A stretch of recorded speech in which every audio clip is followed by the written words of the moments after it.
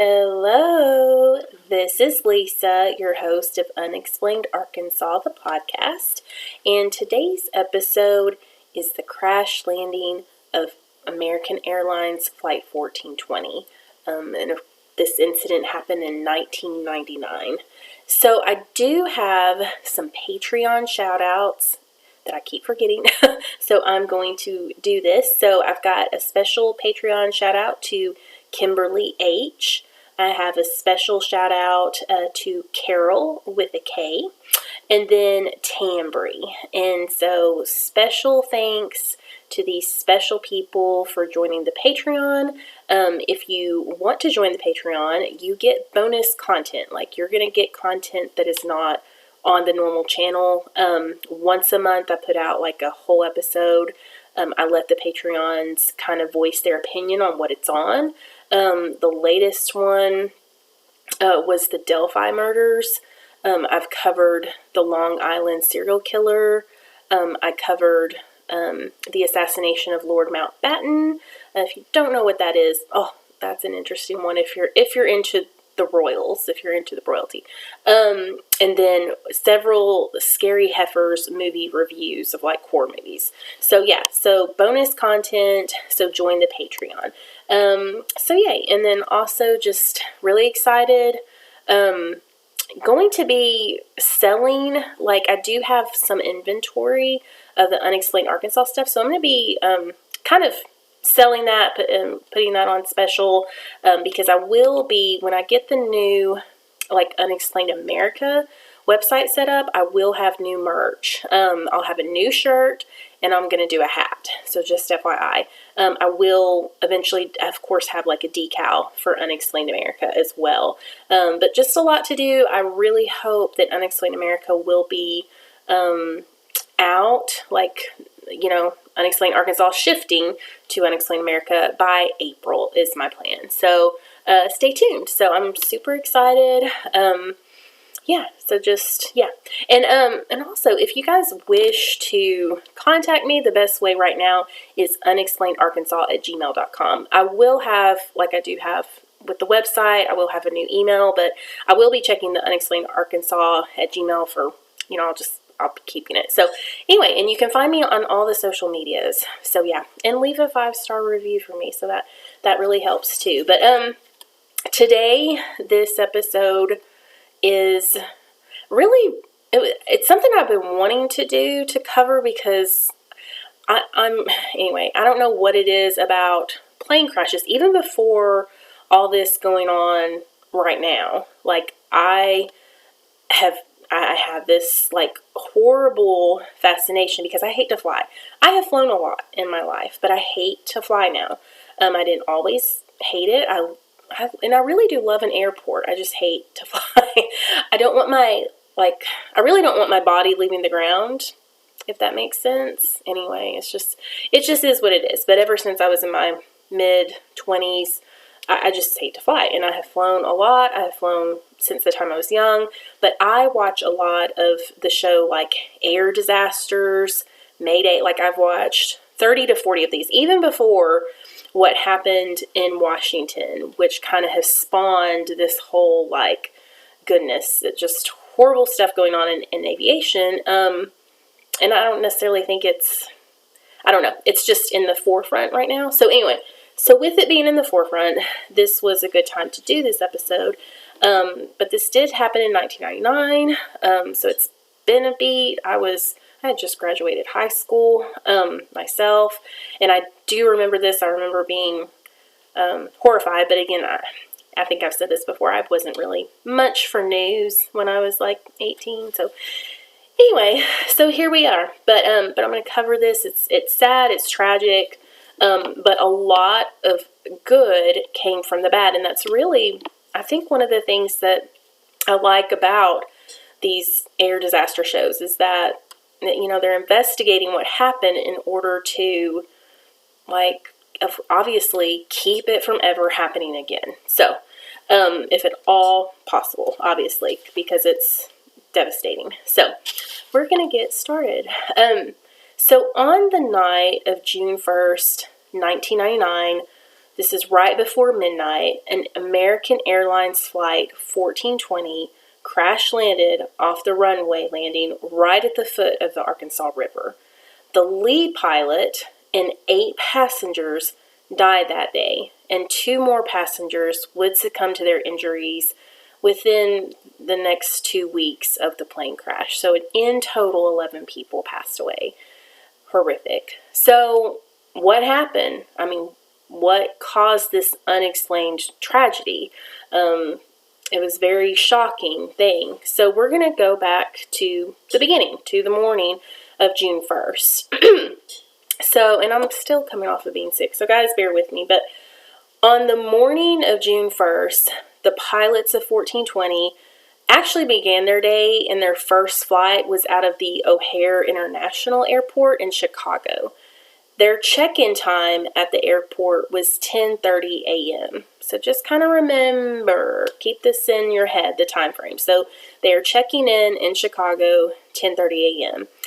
Their first flight took them over actually to Salt Lake City, which is around, and we're rounding because some flights, this is going to be the average flight time, but it's 3 hours and 30 minutes on average. So after that, they would be flying from Salt Lake City to Dallas-Fort Worth Airport, which that flight is around 2.5 hours. So you got 3.5 and then 2.5. The ending of their day, so their last final flight from Dallas was going to take them to the Little Rock National Airport. Now we call it the Bill and Hillary Clinton National Airport, but at that time it was the Little Rock National Airport.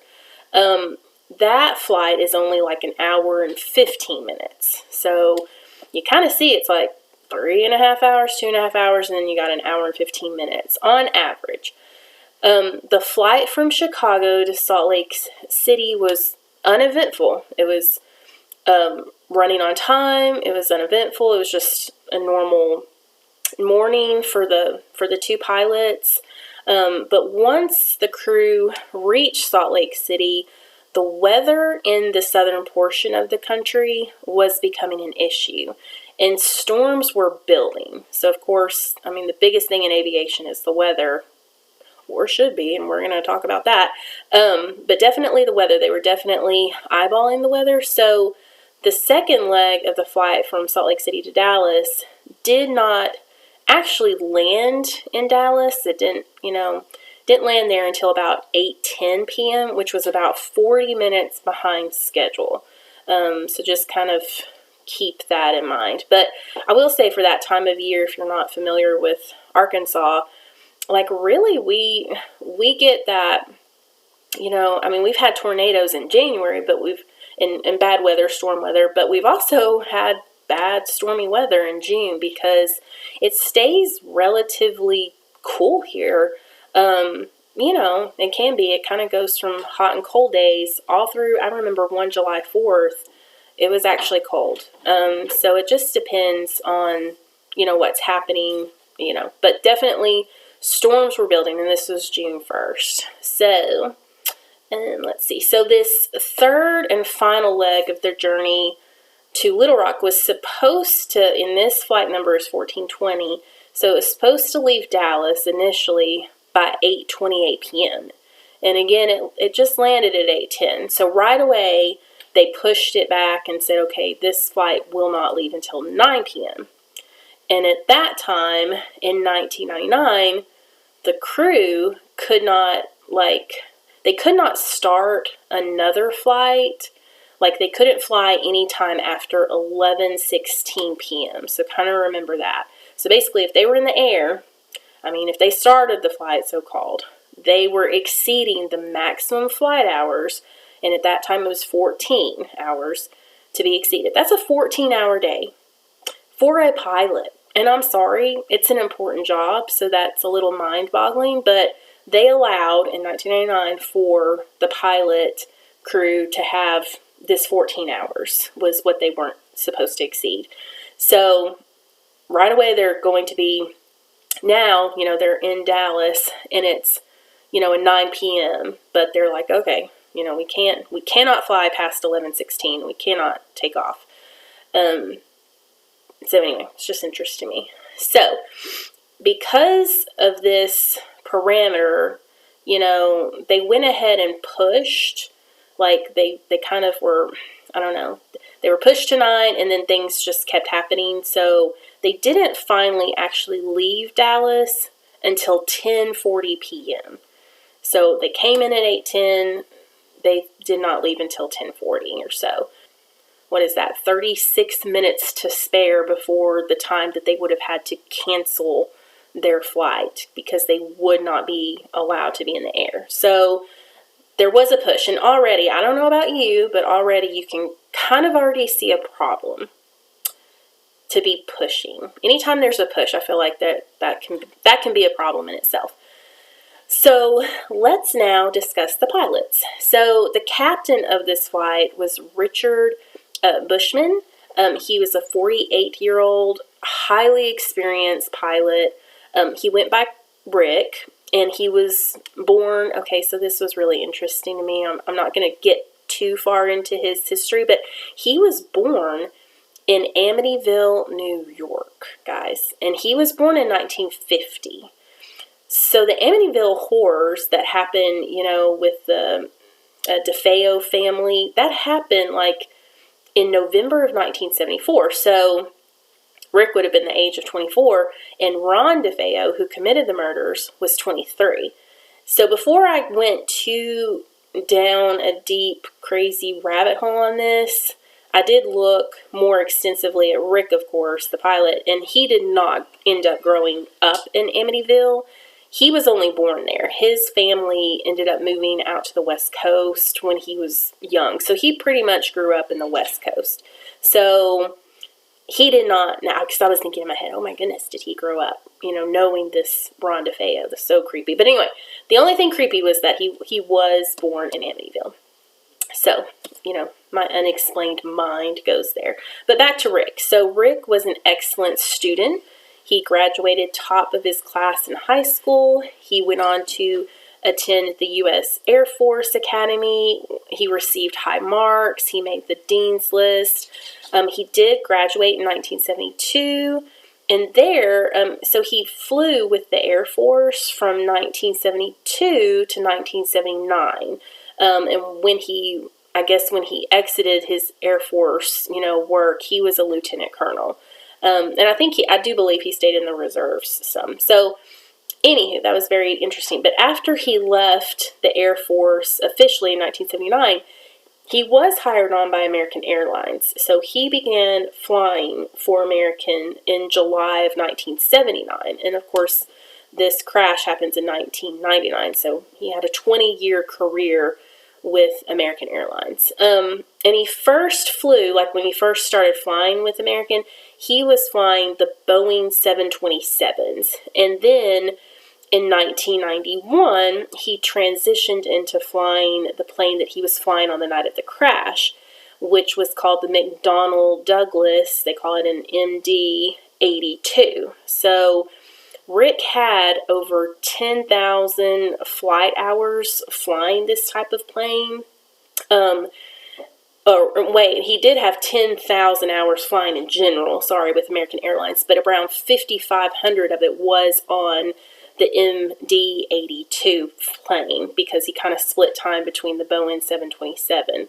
And just a little tidbit, McDonnell Douglas does, I think I get into this, but is owned by Boeing now. So anyway, so Rick lived in a very nice, comfortable, very nice Chicago suburb called, I think it's Naperville, and it's said to be in a very affluent Chicago suburb, about 45 minutes from the city.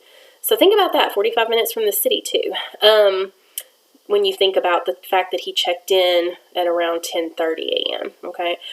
He was married to his wife, Susan. They had been married for, way over 20 years, and he had 2 children, and at the time of the crash, he had a daughter that was 20, and his son was only 16, so it's so sad. So Rick, a year before the crash, he had actually been promoted to a chief pilot, meaning he was managing a team of, pilots out of the Chicago, area where he was based, and that was around 1,800 pilots or so. So he was a manager to them. Rick was described as highly accomplished, highly trained, competent, professional.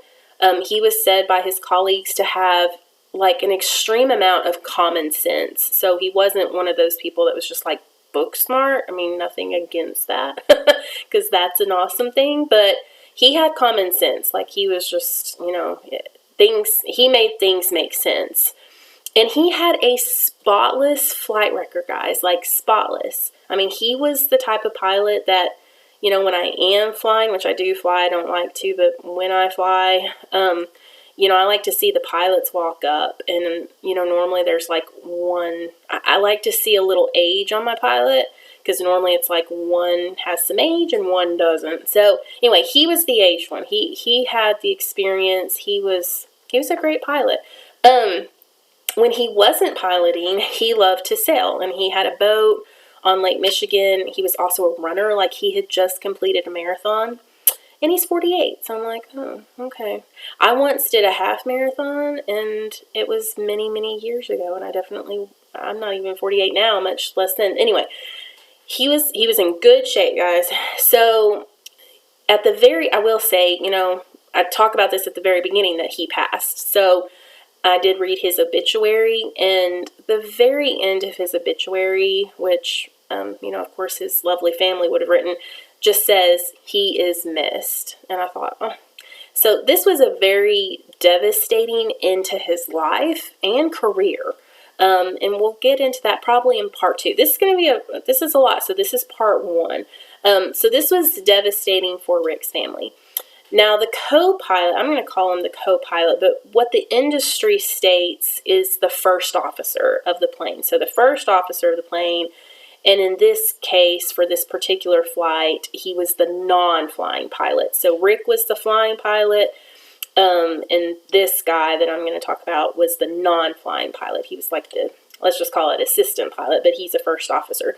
So his name is Michael Origel, and he went by Mike, and he was 35 years old and at that time, and he was very new to American Airlines. Like, he had just hired in at American Airlines in January of 1999. So this is June, so just not very long. So he only had 182 hours of flying the MD-80 series plane. And that's, again, why he is the first officer and not the head pilot, naturally. And so that's why they kind of teamed him up with Rick, who had all of this experience and seniority. And also, Rick, one more tidbit, he actually trained the pilots as well. He was involved in training them and just helping them out. He was a supervisor.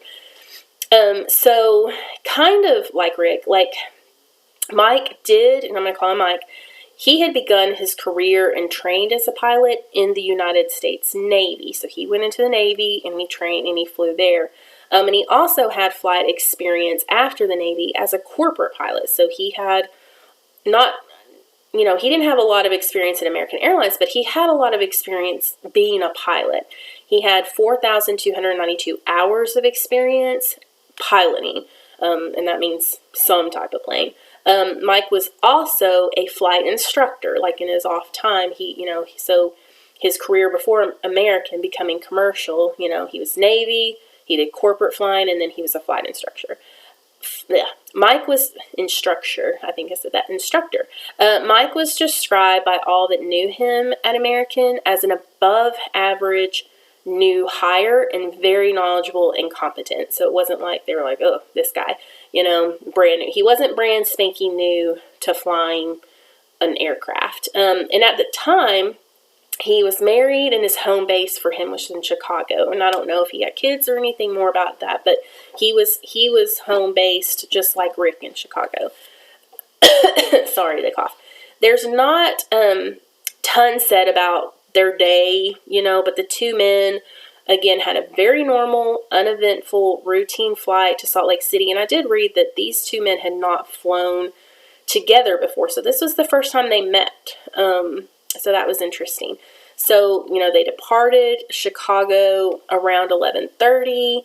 Again, it's a 3.5-hour flight. They landed. And so it really, there's a time change from Chicago to, of course, Salt Lake City. So they actually officially landed in Mountain Time at 2 p.m.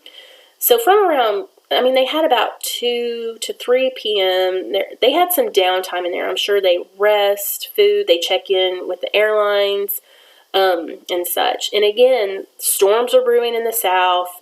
They did not essentially leave Salt Lake City until around 6 p.m. Central Time.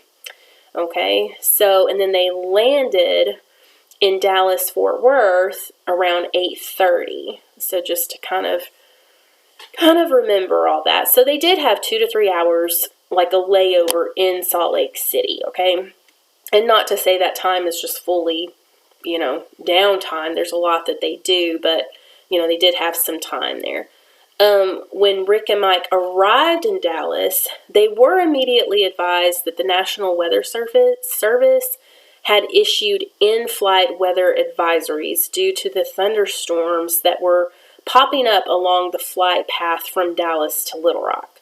So the actual plane the pilots were supposed to fly into Little Rock, and this is part of the delay going on. So the plane that they were supposed to be flying to Little Rock was delayed. It doesn't say where that plane was, but it was delayed. So they flew in from Salt Lake City, they landed in a plane, and then they were going to switch over to this other plane. Well, that other plane wasn't there. So that, they were supposed to take off at 9 p.m. Well, they didn't have a plane to take off in. So Rick and Mike let American Airlines Dispatch know the situation and advise them because, again, there was a serious problem. They couldn't fly after 11:16. So that was in the back of their minds, as I'm sure it's, okay, well, we're supposed to take off at 9. Well, now we're supposed to take off at 10.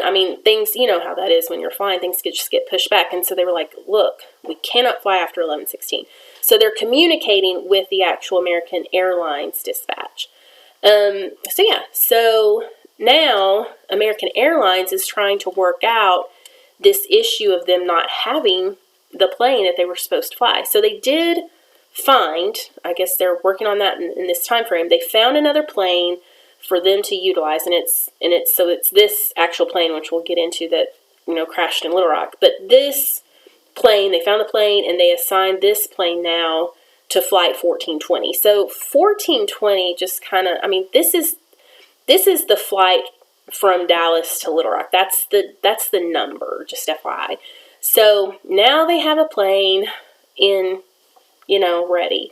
So the plane utilized that night for flight 1420 was tail number N215 and then AA, which I'm sure the AA means American Airlines. So this plane, like we mentioned before, was a McDonnell Douglas MD-82. These planes were part of the MD-80 series, which was a derivative off of what was called the DC-9. And this plane, this actual plane, was delivered to American Airlines in 1983. So it had been in service from 1983, to 1999. It had been flying all that time. So these planes, these MD-80, so they actually began conception of these planes. They started to design them in 1977, but they actually became a reality in 1980, and then of course this actual plane was delivered to American Airlines in 83. So the conception of these planes is way older than me, and the reality is right my age, I guess. American Airlines love to use the McDonnell Douglas because they had, and I will say they had 300, at that time they had 300 in their flight. And just a little side note on this plane went into production, under Boeing in 1991, and that's when Rick actually started flying it.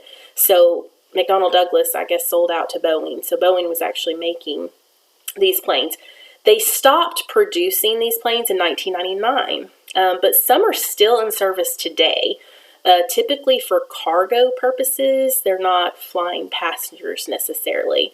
And of course, they stopped producing them in 99, which means even the newest of these planes is 26 years old.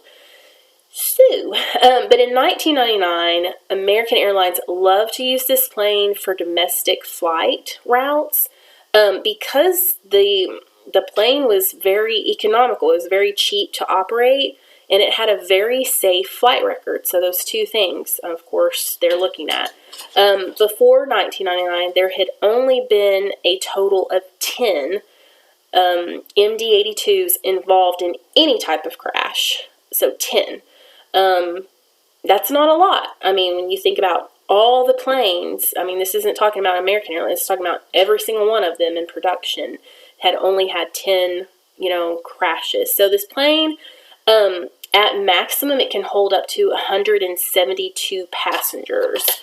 On the night of June 1st, it was holding 139 passengers. So it wasn't full, but it was, 142. It had 30 seats room, I guess. So it wasn't completely full, but it was quite full. I would say 139 people on a plane seems like a lot to me. And I don't know if you can envision these planes. I will be posting pictures along with this episode, and things in visuals. But this was kind of like I think this was like a 2 and a 2, or maybe, yeah, I'm pretty sure it was a 2 and a 2 or a 2 and a 3. Like, I'll just tell you, I'm not a huge fan of it. I really like a 3 and a 3 when I'm flying on a plane. That means it's big enough to have 6 seats across. I have flown on United Airlines, and it was like a 2 and a 2, and then a 2 and a 1. And I was like, what kind of small rickety plane is this? For me, the bigger the better. But anyway, so along with flight 1420 that night were 4 flight attendants. So we've already talked about the pilots, but there were 4 flight attendants that came with that route. So they were based out of Dallas, okay? They did not come from Chicago with the pilots or even Salt Lake City. They were based out of Dallas. The lead flight attendant, her name was Nancy Luna, and then there was a Tammy Gardner, a Jennifer Chapman, and a Lori Nelson. And all 4 women were very qualified for the MD-82, and they had all recently received refresher training on emergency procedures. So they were very familiar with the plane. With weather deteriorating, and the pilots are on a mission. They're ready, I'm sure, to just end their day, or at least, know what they're doing with the end of their day. But the weather's deteriorating, and so approximately 10:40 p.m. American Airlines Flight 1420, it does finally depart from Dallas, and it is headed, its flight path is Little Rock. And on board was a total of the 6 flight crew and the 139 passengers. And so the flight is now officially 2 hours behind schedule, more. Really, it's more. And now it's scheduled to land. So it's scheduled to land at 12:10 a.m. in Little Rock. Interesting enough, it beats that time. So just a little side note, the pilots do discuss, due to the storm potentials, like this is even before they leave Dallas, they do discuss like alternative airports are mentioned, and what they had mentioned is landing in Nashville or just turning back around to Dallas. So they had plenty of fuel, quote unquote, keep that in mind too. And they knew in the back of their head, or should have known, that they could go to Nashville or turn around and go back to Dallas. So during the flight, so this is pre-flight, during the flight, these options are never mentioned again by anybody. Remember this in the back of your head. So as the flight is leaving Dallas, the cockpit atmosphere is really good. Rick and Mike are chatting. They seem calm. The conversation between them is light. The passengers, they're tired. They're ready to get home. Most of them are flying home to Arkansas. They've had this 2-hour tops delay, so we all know how that goes. And it's late. It's 10:40. And in my head, I'm sorry, I'm just thinking, I'm 44.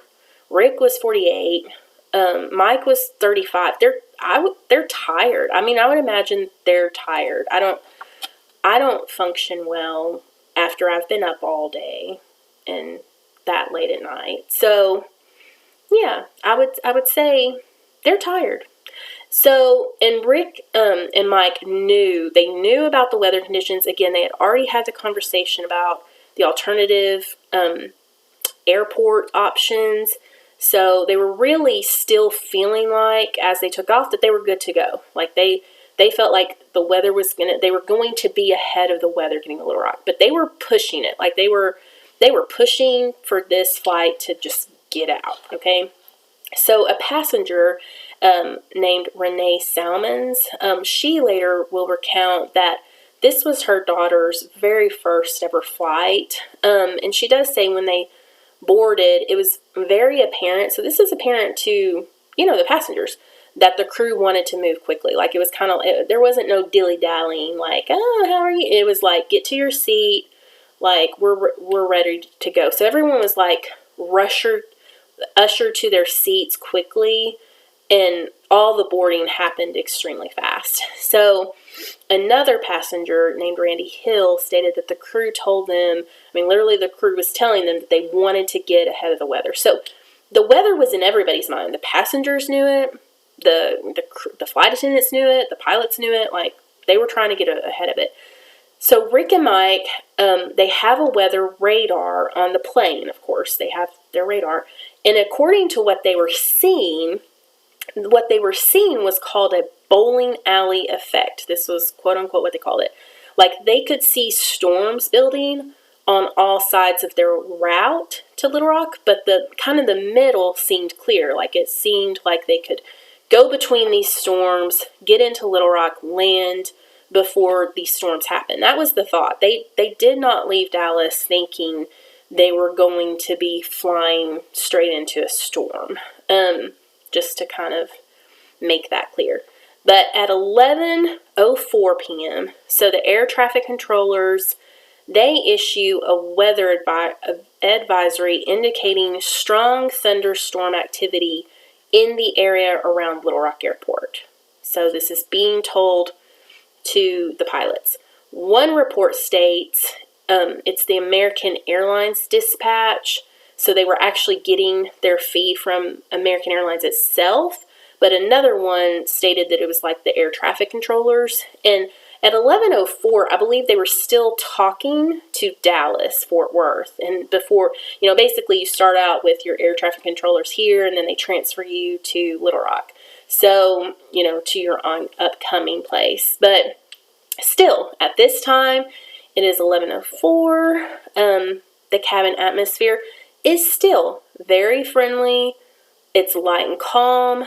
Mike is discussing they're even having a conversation about the moon. Like it's like, oh, I see, there's the moon. And Mike says, oh, or it's a spaceship. And Rick states the mothership. So they're joking. They're just like, and in my head, okay, so in my head, and obviously this is hindsight because I know what happens, obviously, but I feel like, how when you're really tired and you're just a little like, oh, look at that. It almost is a little whimsical. You almost get a little punch drunk or whatever, So I don't know. That could just be me. And of course, this is, this is like big time hindsight.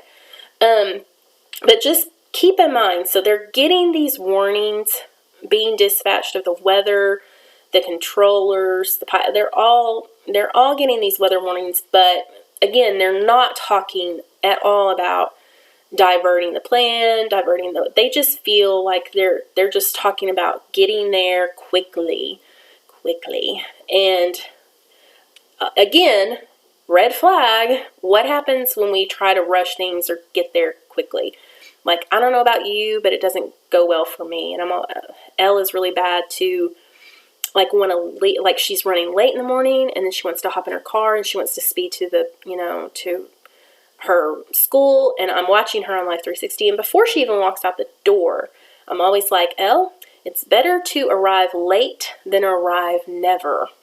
So slow your roll. I'm always trying to tell her slow, because nothing good happens when you're rushing. But anyway, they were rushing. The pilots were rushing. They knew what potentially was going to be there. So now within minutes of this light-hearted conversation about the mothership, so Rick does get serious. And as they go over the onboard radar, they're starting to experience and actually see lightning. And he makes the statement, we need to get over there quick. And again, don't love that. I don't love that. So between 11:20 and 11:30, they're still focused on the weather on the radar. And at this time, the bowling alley effect is still holding up. Like they still have this alley between the storms on, so either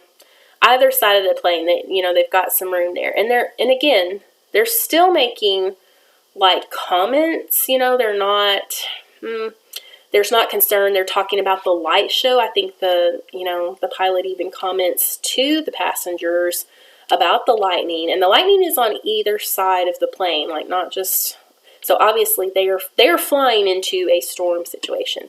The passengers are also starting to experience turbulence, obviously, due to this storm. There's winds going up. So right at about 11:30 p.m., Rick and Mike begin their descent into Little Rock. They could see lightning on either side. So they're just starting to descend into the area. And again, making the comments and such. And then the passengers are experiencing the turbulence. The pilots begin a communications with the controller, the air traffic controller, there in Little Rock. And the air controller tell Rick and Mike that the crosswinds, and basically the wind, they're talking crosswinds, they're talking wind shears, they're talking wind, was at 28 knots to the northwest, gusting up to 44 knots. So the regular wind was 28, it was gusting to 44, and this was well beyond the limit of being able to land in such winds. So the two pilots are actually, it's like they acknowledge this, but then to themselves, they go back and forth with each other, and they're like, what is the limit again? So they're kind of going back and forth, like one is saying 30, one is saying 20, 25. They're not really retaining or really acknowledging the fact that the wind was too high, period, for them to be landing in these conditions. So, because the maximum threshold at that time, and I believe it was by the FAA, was 20 knots. And so they've got rules within American Airlines about, when, different things, landings, but then they also have the FAA rules. So again, they're acknowledging this, but it's not retaining. And even the air traffic controller, I think the air traffic controller's job is just to tell them these things, and then they're not to make decisions for them. So anyway, it's just not retaining, and I do think that that's, to me, because of the fatigue. But anyway, so additionally, the controller in Little Rock explains to the pilots that his radar was very limited and different. Like, they actually had better radar to look at on the plane. So their radar systems, what they're looking at, is different. And at that time, Little Rock, the radar system was described as a black and white version. Like, really couldn't see all the details of the storm. Like, I guess you couldn't see, how normally when you're looking at a storm, it's like the yellows and the orange and the red. Like, they kind of have the different, extremities there. Like, they couldn't see that. So it was just kind of a black and white, simple, maybe old school radar system going on. And so the air traffic controller tells them this. Either way, it's very concerning because the discrepancy of what they can see. And it's just, they're already red flags with the fact that they're not really registering about the wind knots being higher. And then, of course, the radar system's different. So, and they're just on approach. Like, they're not close to the airport, they're approaching. So the controller asks the pilots how it's looking for them to land on runway 22. Okay, because of the cloud coverage, the co-pilot, Mike, asked the controller for instructions to land, given to them, like, instead of, like, in compass language and not visuals, because at that point, like, I guess they're getting close enough at this point, but, like, Rick cannot see.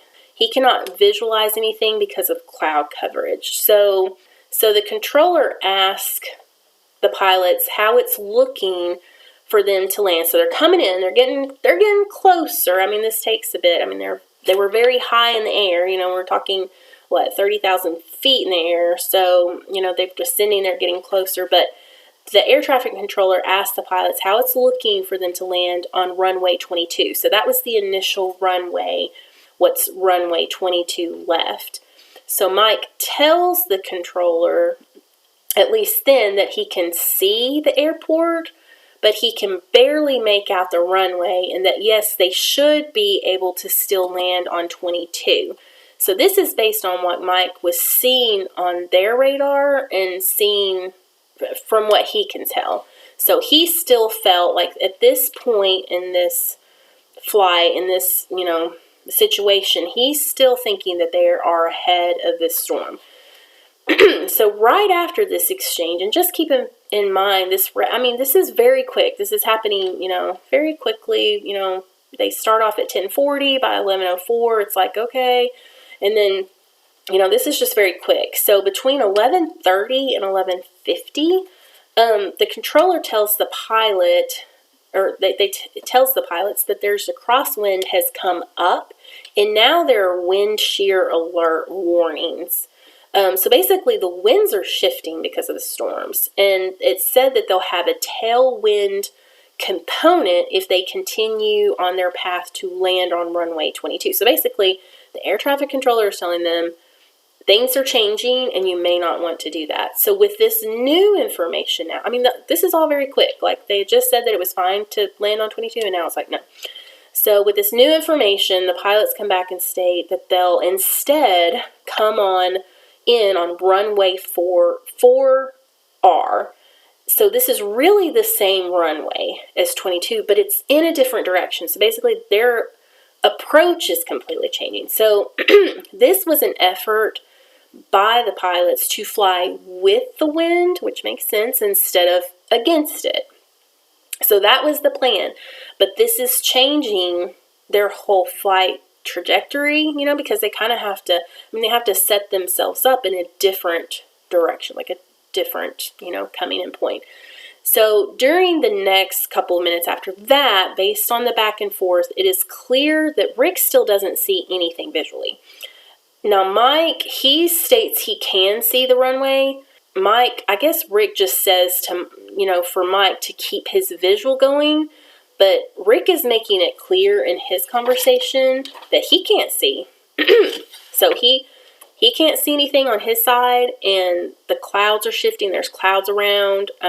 This storm is building. Rick even makes the comment in frustration, "I hate droning around visual at night and weather without having some clue where I am." Like, he makes this statement.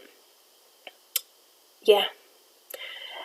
These words will really resonate loudly when the crash is investigated, and the investigator in charge, states right at that moment the pilot said that, he really should have made a different decision. Like, he really should have made the decision not to land in these conditions. Like, that should have been hit the point where it's like, okay, well, we have an alternative route to Nashville where there's not storms that night, or we can turn around and go back to Dallas. So that doesn't happen, though, unfortunately. So right after this happening, again, everything's happening really fast. So they're maneuvering the plane to get in for the approach to runway 4R. And Mike states, he makes this statement, "We're going right into this crap." So basically, this approach has taken them right into the storm. So again, they thought that they were ahead of the storm. They thought they had this bowling alley effect. This bowling alley closed down on them, basically. The storm is there. The storm is upon them. So by this time, the bowling alley had closed in, and the storm was right on top of the airport. the pilots couldn't really recognize this because their radar only showed weather kind of right in front of them instead of, like in this, because of their approach, the way they're approaching, the storm was actually behind them. So they couldn't even really recognize the fact that they were flying right into the storm. But of course, Mike literally had made that comment, like, we are flying right into this crap. At 11:46, they're now facing into the airport. They're facing into the runway direction at this point. The weather has moved in fully. The air traffic controller tells the pilots there is now heavy rain at the airport. Visibility was now he's talking visibility. He's been talking about the wind shear and the wind knots and all that, but visibility was now under 3,000 feet, which already the wind speed was too high. So you already had a factor of they're trying to land when the wind is too high. Now they have less visibility, so they're way over the safety recommendations for landing this plane in these conditions. And now they had a wet runway, so it adds another component. So when there's water on the runway, that is definitely dictating like all of these other factors to become less. Like, okay, well, wind shear has to be this and visibility has to be, like, all of those components change when it's night and when there's a wet runway. So in seconds of all this, the controller is telling the pilots that the wind was at 30 knots now. So it's at 30 knots. The gusts are up to 45. Again, way out of the parameter already. So the air traffic controller tells him this 30 knots, but Mike transposes the sequence to say like 030 for some reason, which is perhaps why the cockpit, they really don't even heed. Still, they haven't heeded these wind alerts anyway, but they're not heeding the wind alerts. Investigators later on think it's because of this transposing of these numbers. And really, I mean, there's just a lot going on. They are really, I mean, it's said in pilot language, they're really earning their keep right now. I mean, this is what they call a heavy workload as a pilot, because they are trying to land, they are in a storm, it is late at night, and they are really, by this time, they are way past the time that they should, be flying. Of course, they took off before the time, but still, they're past their 14-hour situation, okay? Or not quite, they're almost there. So by the time that they would land and such. So this is a problem.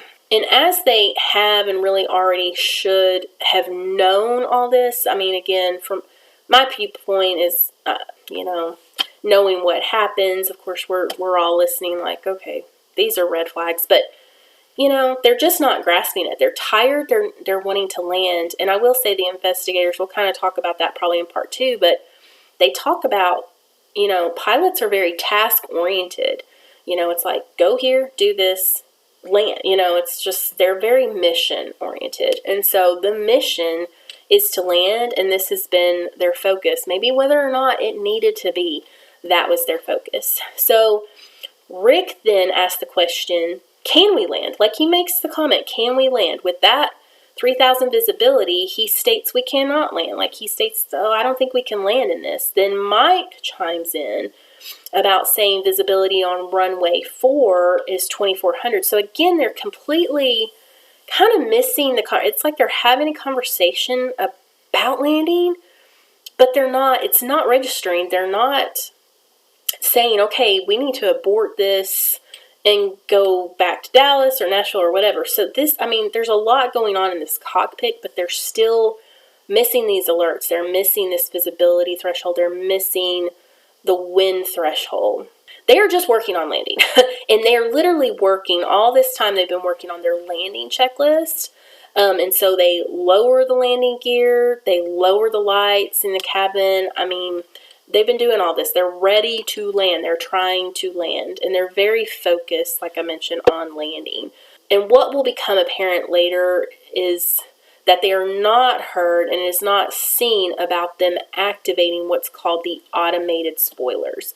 We will talk about this in part 2 at length, but the spoilers, that was something that the investigators will look for. So At 11:48 p.m., at 880 feet above the ground, Rick will be heard, like he says, this is a can of worms. Like he says, this is a can of worms. He's already talked about not loving the fact that he's droning around, can't see. Mike has talked about they're flying right into this crap, and Rick is saying, yeah, this is a can of worms. And then one of them says the word shit, and they think it's Rick still. Shit, we're off course. This was probably Rick. He had said that, and then because Mike chimes in and says, we're way off. So 11:48, they're coming into land, and they're stating they're off course. Right at 11:50 p.m., the plane lands extremely hard on the runway. Mike is heard to say, we're sliding.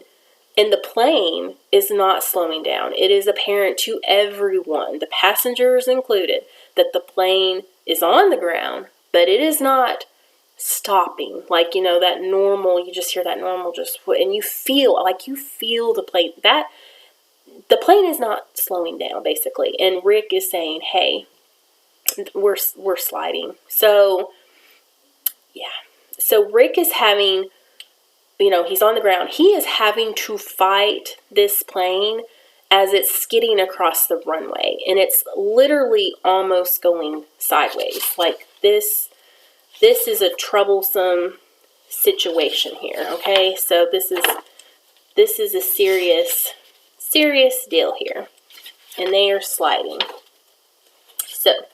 So Rick is pushing very hard on the plane's thrust and the brakes. He's just trying whatever he can do to slow the plane to a stop.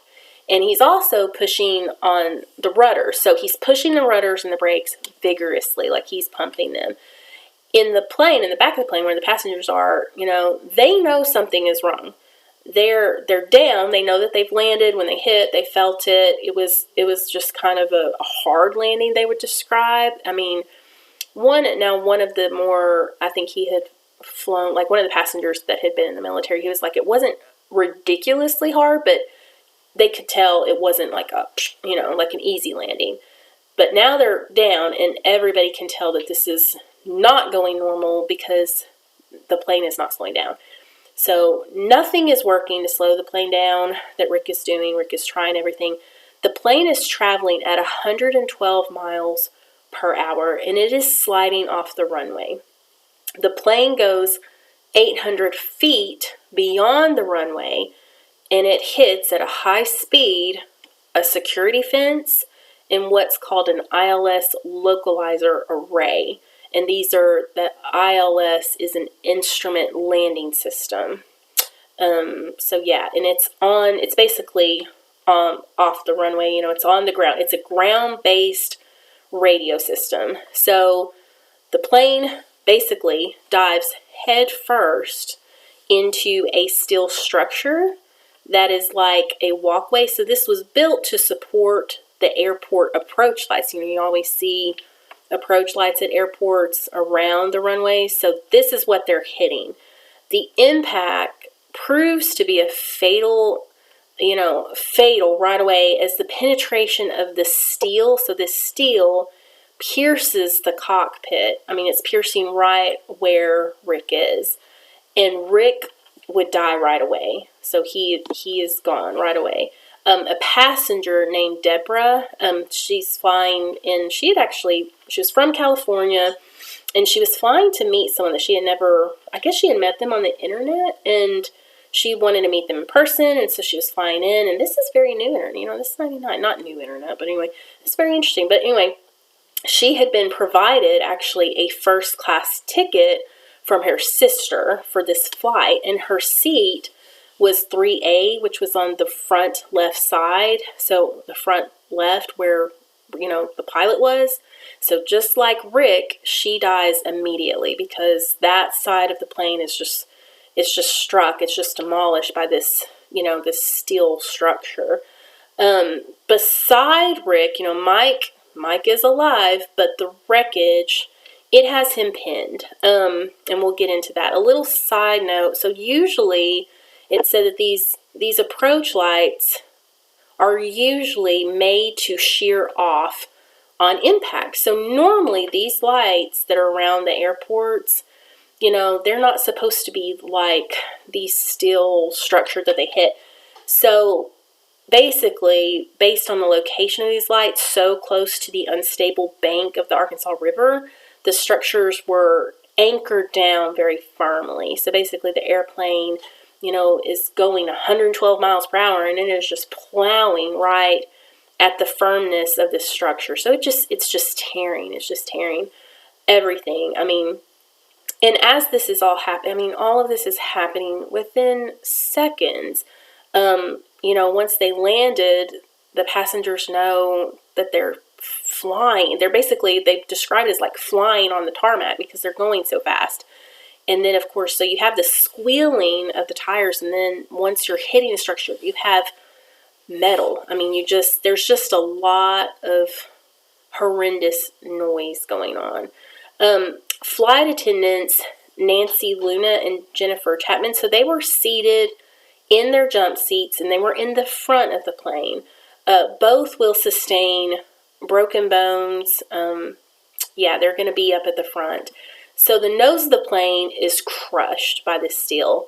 And the front left side of the fuselage, which is like the main part of the plane, it is destroyed, and it's just torn open, like right there, kind of around the area that Deborah was sitting in.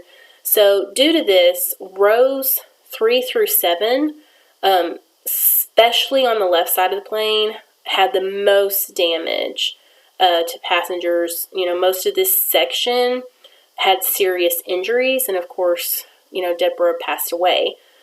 Right there behind where the fuselage was torn is seat 8A.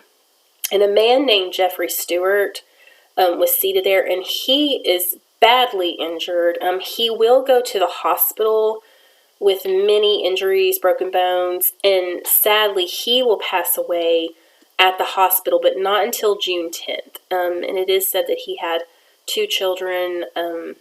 So just note that about Jeffrey. So you have Deborah, Jeffrey, the pilot. So between the rows 7 and 11, so of course Jeffrey received the worst portion of this split. So there's like a split opening, but there are 9 passengers in these rows, in this section, that are seriously injured. And most of these people are noted to be sitting on the left side of the plane. Right behind row 11, the plane took a very hard hit and was actually partially separated in this sector. So it's just a partial separation of the fuselage, but it's a tear. It's a tear in the plane. And so between these rows, like 11 to 16, 8 passengers are injured. No one died in this section. They were just luckily no one died in this section, but there was the partial separation going. There was a lot of injury in this section. So behind row 16, the plane completely separates, and the floor is said to drop out. The floor is gone. The plane is separated. There are 7 passengers ejected from the plane, and they are thrown into a fire that was caused by the jet fuel, of course, that the plane's carrying, and then the friction of the crash. So that's what causes this fire. So as soon as they're flying, they're hitting, it's just, there's fire. And this was, in this section, there was a group of friends who had been traveling in Europe. So they had been on this European trip together, this group. And they were, most of these people were from Russellville. And they were all in the seats 17B, 18A, 18B, 19A and B, and then 19D. So it was a Mary Couch, Sue Gray, Betty Ingram, Gordon and Linda McLaren, and it looks like she may have gone by Joyce, and then Judy Thacker. So all of these people of this group, they pass away from this incident of being dropped into this fire or smoke inhalation. So those 2 things in this section really does a lot of damage. So right there you have those, 6 individuals. And I could not definitively see names attached to the seating chart. So there's names of everybody. There's a whole list of the people that passed, the people that survived, and then there's a chart of all of the seats and then who, what happened to where they were sitting, but there's nothing definitive to attach them to a seat other than the people that had passed. So kind of knew from, being able to look at some things that you could see who was sitting where on some cases, but there was not a definitive seating chart with names attached, if that makes sense. So, but these people were all sitting together. They were part of this group, so this is how they passed. And there was another passenger. The other. Okay, this is 1 or 2. 2.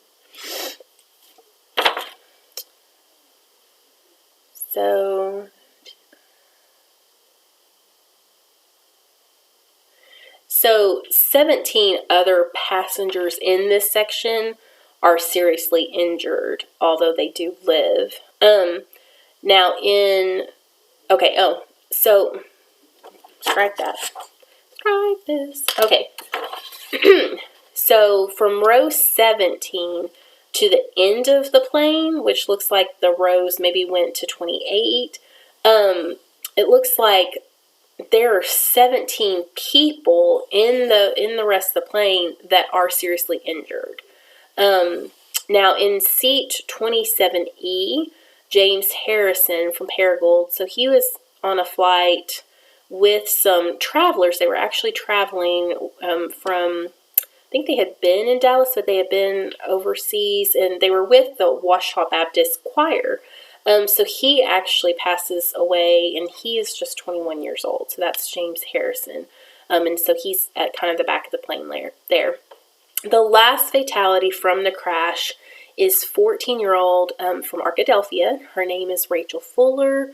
And she was related, with the group traveling with the college, with a choir group. And she suffered massive injuries. So she lived through the crash, but she suffered massive injuries to her leg and other, broken pieces and such of her, and then severe burns. But she was a fighter. She was a strong little girl, and she did not to succumb to her injuries until June 16th. So they really tried hard with her. I believe they had to amputate a leg and whatnot, but she made it to June 16th, and then sadly she did pass away. So she makes for the 11th victim of the crash. So again, the plane is torn into 3 parts. The fuselage is open, there's fire. It's dark. It's pouring rain. It's still very dark out. Obviously, it's, a little after midnight when all this is happening. These passengers that have lived, which there was, I believe, 24 people on this plane. And this is not a big number considering the number was 139, but 24 people are not they're not injured. They're not injured in this, but they're, this is wild. So passengers at first state, once they've actually, once everything stopped, once they stopped moving, the plane stopped moving and crashed, there was just a total silence. And then all of a sudden there was screaming. There's just screaming because people were coming, out of realizing what was going on. So I can't even imagine this in my head or being there. But they know they're in serious trouble once they kind of come to the realization. They know there's fire. They know there's fuel. And all they can think of is getting out of this plane. And they immediately do start, being like, hey, we got to get out. They start trying to evacuate the plane, the people that can. They try to get out of the plane in any direction they can. And of course, the plane is split apart. So they're leaving the plane as quickly as possible, the way that they can. If they saw an opening, they're going for it. So Tammy Gardner and Lori Nelson are the 2 flight attendants who were sitting at the back of the plane. And they are the only people in the crew of 6 that can actually assist people to get out of the plane. Okay, so they are not injured. I'm sure that they had cuts and bruises and who knows, but they are not seriously injured. Of course, the two, flight attendants at the front, they are injured to the point where they cannot assist people. They're going to have to be actually evacuated out themselves. So again, you have at the very, very front of the plane, you still have First Captain Mike, and he has 3 different breaks in his legs. He is pinned into his seat. He cannot move. I'm sure he was in shock. Literally, Rick's blood is all over the cockpit. I'm sure it's on Mike. I'm sure it's everywhere. I can't even imagine that situation. But Mike does, immediately upon the crash, he immediately gets his mobile phone, and his first call is to his wife. I'm sure letting her know that what happened and that he's alive. And then right away, he immediately calls the American Airlines dispatch to let them know about the crash. So right away, he makes those 2 calls. He is pinned in the cockpit. He will be the very last person removed from the plane. And it would take the rescue crew an hour and a half to get him cut away from the plane, just FYI. So Nancy and Jennifer, of course, the 2 flight attendants up front, so they are seriously injured. They're having to, just be evacuated. The front exits could not be used at all as they were totally deformed from the impact. A passenger did carry one of the ladies through the hole in the fuselage. So, of course, there was that hole on the front left side of the plane. So that's how, one of the flight attendants got out and the other one followed them. But, they are very injured. They have broken bones. The passengers seated forward of row 18, they evacuate through the hole in the fuselage. So again, people are basically pouring out of this plane as fast as they can and wherever they can. They did open all 4 of the emergency exits over the wings. So they did open up those emergency exits and got out, although one of those exits was blocked due to the fire. So they couldn't, not all of those exits were working. So it says the rear galley door could not be used from the damage upon impact. However, one of the flight attendants evacuated, like they were evacuating people using a 2-foot gap between the fuselage and the top of the door. So there was just a gap opening. There is smoke in the cabins. I mean, basically, when these people are getting out of the plane, they are falling into this marshy, muddy water this is on the Arkansas riverbanks. It's been raining.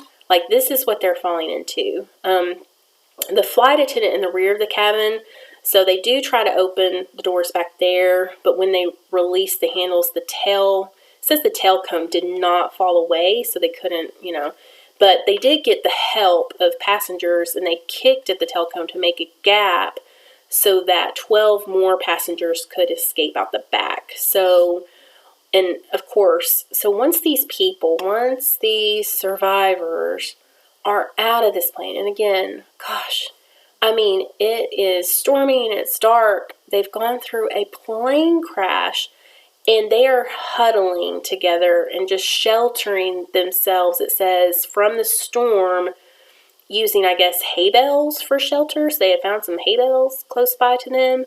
And basically, they're just waiting for emergency services to arrive. That's all that they can do is just huddle together. It's hard to imagine all of this. It's hard to imagine the horror of all of this.